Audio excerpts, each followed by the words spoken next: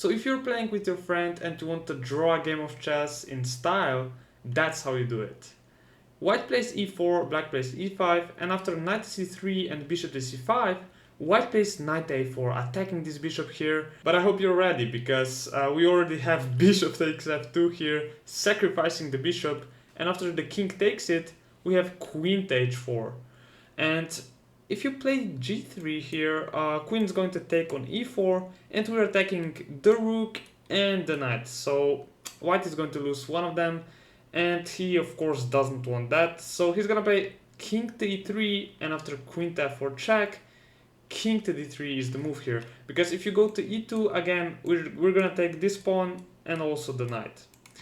So that's why king to d3 is the move here. Now after d5, white's king is a little bit in danger here. So his plan is going to be to just come here, play a3, and hide here on a2 or on b1. Because like we said, he can't go back now because he just loses the knight. So that's why here king to c3 is the move.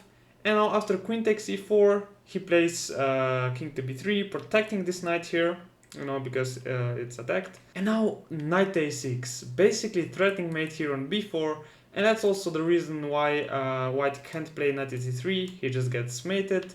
So that's why he plays a3 here, and now he is planning to play knight c3, attacking the queen and then moving here to safety, But black has enough of this and just sacrifices the queen here on a4, and after white takes it, the point of this sacrifice is that he can play knight to c5, check, and he basically doesn't allow white to go back, to go to safety, so he has to go to b4.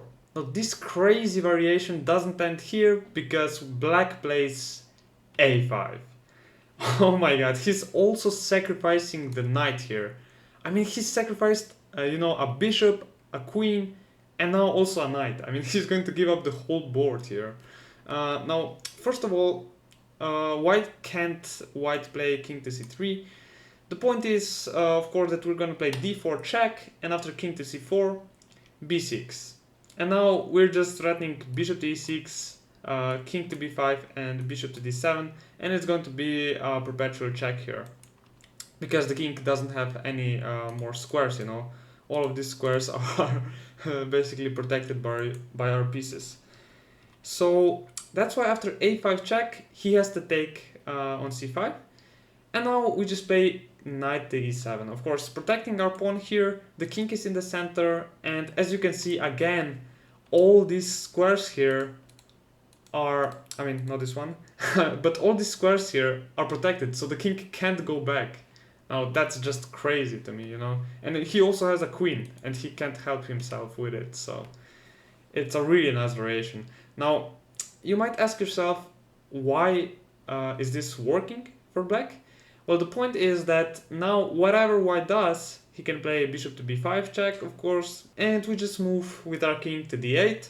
And we have a big threat in this position, I hope you can see it, and it's just b6. This would be a beautiful checkmate here, because again, the king has no squares, this is protected, the bishop is here, all these squares are protected, so it's gonna be a checkmate. So that's why he has to move his bishop here to c6, just to give up a square here for his king. And now we play b6 check. The only square is to go to b5, and now we just take the bishop. Now the most obvious move is to just capture the knight here, but white could also play king to a4 and just try to hide again, but now knight to d4, of course, preventing the king from going anywhere, also guarding this square, and the threat is obvious here. It's just b5 checkmate, and he can't stop it. You can play something like this, but we're just gonna take it, and on the next move it's gonna be a checkmate. So that's why here white takes the knight on c6, and now an amazing move, guys. Again, sacrificing our pieces, bishop to b7 check. And this just seems unreal. I mean, the king went from here all the way here. And the amazing part is that it still works. Now, if white gets greedy here and just takes the bishop on b7, black is actually going to win this game. And this is done by king to d7. Of course, threatening checkmate here with the other rook.